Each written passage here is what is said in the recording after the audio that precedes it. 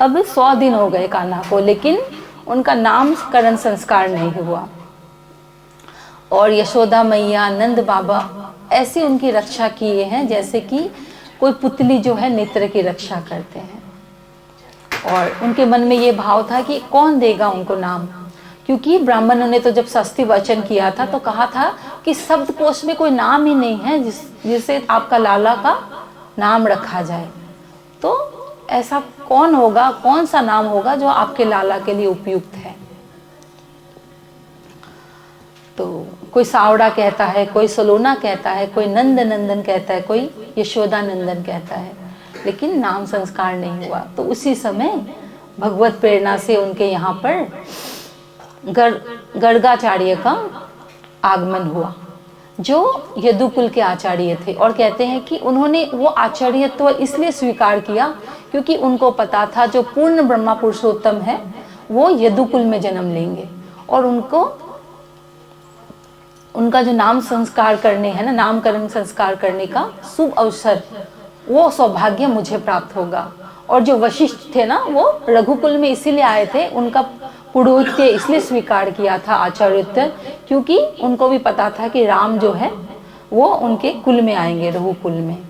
ऐसे कहते हैं कि तपस्वियों का तप नष्ट होता है अगर वो किसी जजमान का आचार्यत्व स्वीकार करते हैं, लेकिन केवल इसी कारण गर्गाचार्य ने उनका यदुवंश का आचार्यत्व स्वीकार किया था।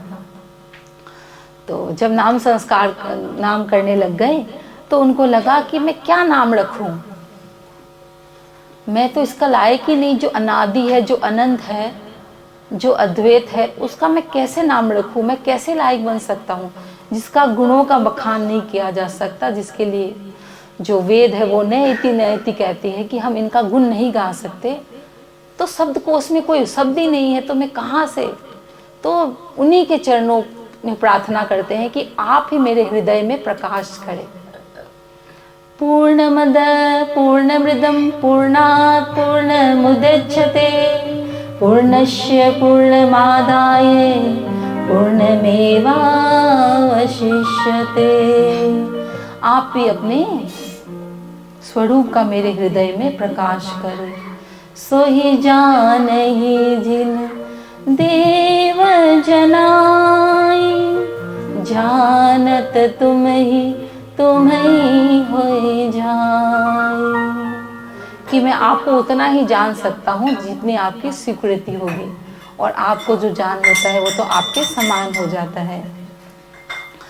तो जो गर्गाचार्य थे उन्होंने अपने मन को बहुत साधा था, जितेंद्रिय थे, यम नियम आसन प्राणायाम धारणा ध्यान समाधि से अपने सारे इंद्रियों का दमन दलन जिसने किया था, लेकिन उनका जो हृदय है ना बलात् आकर्षित होता जा रहा था उनके स्वरूप से।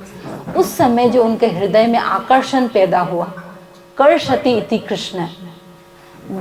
कृष्ण का क्या मतलब होता है? जिसके अंदर आकर्षण की शक्ति हो उसे कहते हैं कृष्ण। जब आकर्षण करते हुए ये नहीं देखे कि खाली पुण्य का आकर्षण करना है, जो जीव मात्र के कष्टों का, पापों का, दुष्कर्मों का भी आकर्षण कर लेते हैं।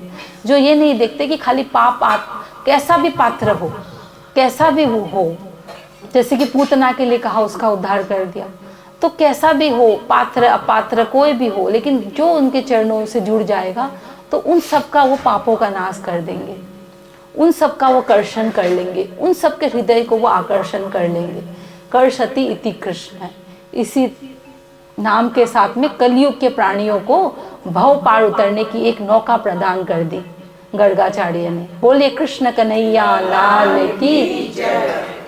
कहते हैं कि प्रभु आपका स्वरूप तो सबके वश में नहीं होगा, आपके दर्शन करना, लेकिन सबके वश में होगा आपका नाम का उच्चारण करना।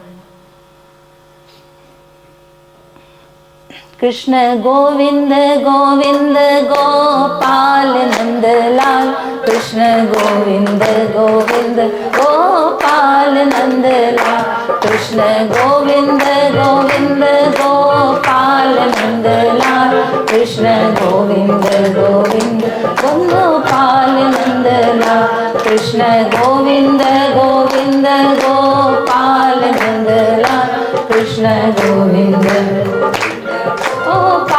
नंद